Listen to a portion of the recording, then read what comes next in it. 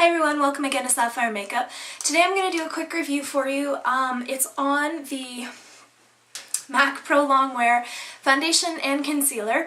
I purchased these a little while ago and I just wanted to give them a really fair trial before I actually did a review on them.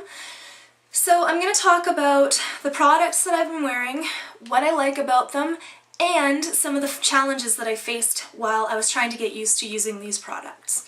So the first one I'm going to talk to you about is the MAC Pro Longwear SPF 10 foundation. Comes in a bottle that looks like this, and it comes with a pump and the pump locks, as you can see. So my color is NC15 and I absolutely love this foundation. Many of you know that I have a challenge keeping foundation around my nose and the cheek area here. I tend to get a little bit oily in this area and I have enlarged pores. Now, I love the coverage. I didn't think that I would at first because it is only a light to medium coverage, and I usually was wearing the Studio Fix foundation fluid SPF 15, which is a medium to full coverage. And I loved it up until I tried the Pro Longwear, and it is buildable. If you're using a brush, I recommend using an actual foundation brush like this one. This is the MAC 190, but lots of companies sell foundation brushes that look like the paddle brush. If you're going to use a brush, this is the brush I recommend. I do not recommend using a duo fiber brush, because it's so lightweight that the duo fiber brush just kind of takes it away.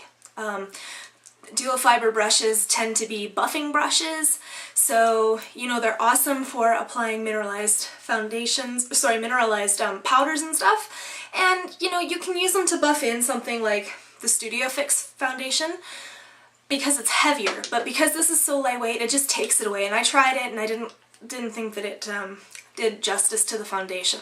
The other way that I would recommend applying this is with your fingers. So what I've been doing lately is I will put 2 or 3 pumps on the back of my palm, and then I'll take the brush, dab it in, and I'll concentrate in this area because this is where I need the most coverage, and I'll, you know, put it in, put it around, and then what I'll do is I'll take a little bit more on my finger and I just dab it into this area just to build it up. You can build it up a little bit. My cell phone's ringing and it's in another room, so I'm not going to get it. You can build it up a little bit, and I really recommend building it up with your fingers because what I find is that the brush will pick up some of what it has laid down. So if you try dabbing it in with the brush, it's not going to give you as flawless a coverage as if you dab it and build it with your fingers. So the next thing is the Pro Longwear concealer.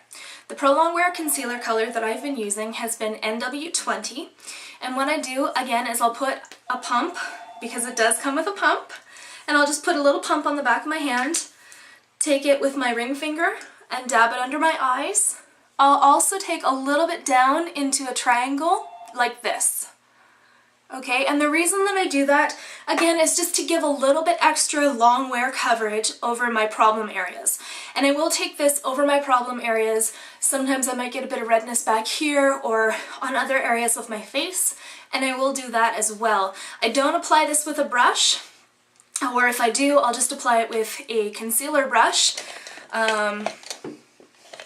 similar to this one. And then I will tap it in still with my fingers and make sure that it's really nicely blended out that way.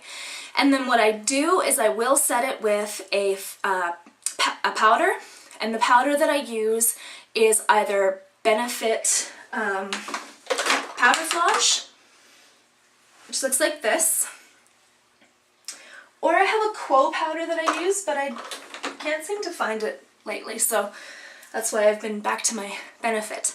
And I'll just take that with a fluffy shader brush. So the one that I use most regularly looks like this, and it's very similar to the MAC 229. And that's what I use to put the powder underneath my eyes.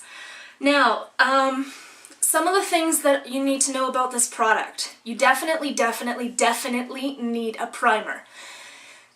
This foundation is sticky in the way that once it's on your skin, it doesn't like to move.